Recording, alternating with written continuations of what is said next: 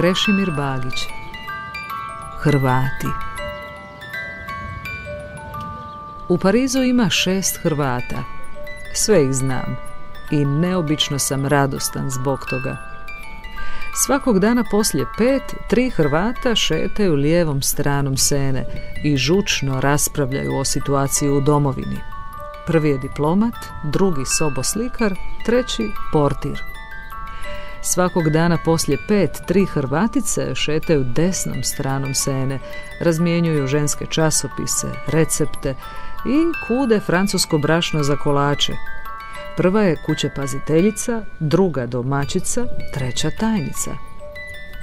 Hrvati i Hrvatice se susretnu oko 6 na mostu ruskog cara Aleksandra III, gdje, nakon što se pošteno izljube, odmah počnu pričati viceve o Srbima i ogovarati Francuze. U Parizu ima 6 Hrvata. Sve ih znam i neobično sam radostan zbog toga.